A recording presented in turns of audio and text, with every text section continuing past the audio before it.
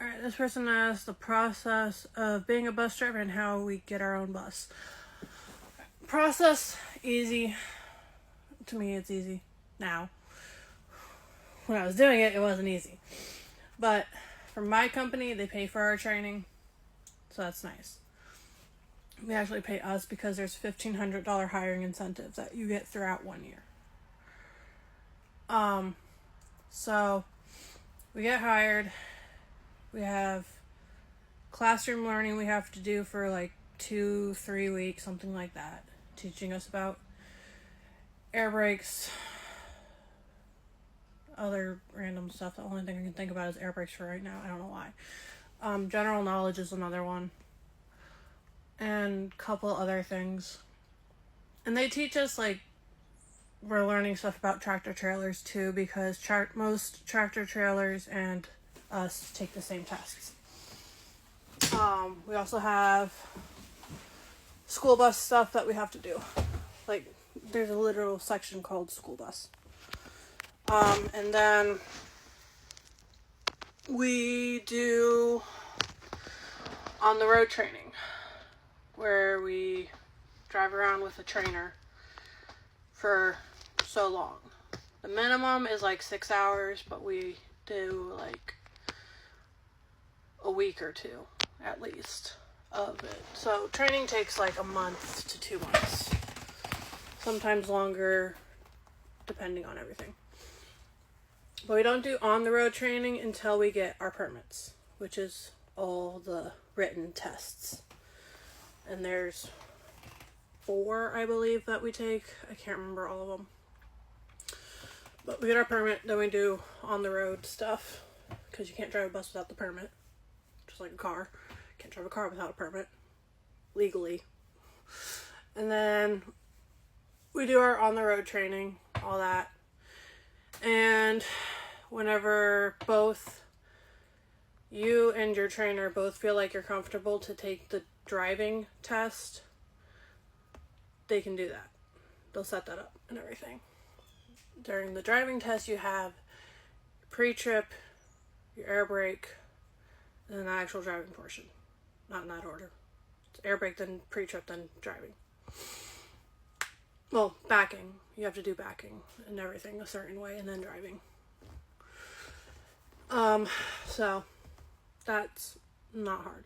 And then getting your own school bus, I don't have my own school bus.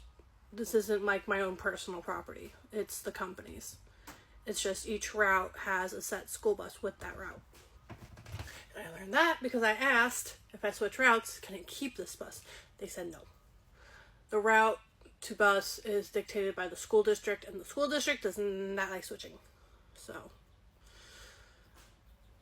this bus is set to this route, and then if I were to switch routes, I would have to get into a different bus.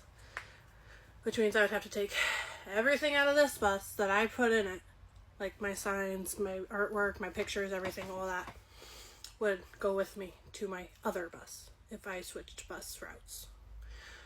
But I'm not sure if I'm going to switch bus routes, because at this point we have like a month left of school. My school district's last day is June 5th. So, not really a point for me to switch at this point when we have like a month and a half left of that. So, I don't know yet. I don't know yet. Depends how my middle schoolers are acting, because right now I'm not too fond of them because of how they've been acting. Most of them.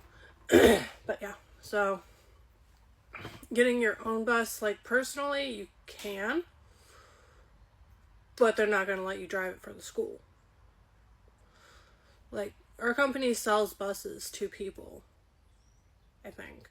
I don't know if anyone's ever actually privately bought a bus for like themselves. Probably, but I'm not sure. Usually we sell our buses to school districts that need buses, or to other companies. We have another company, and they'll have their bus company on the side of the bus, but on the back it'll say my company's bus sales. So technically, some of their buses are owned by us. And it's like company beef. I don't know why. Like, I'm fine with them. Most of them. Some of them drive bad.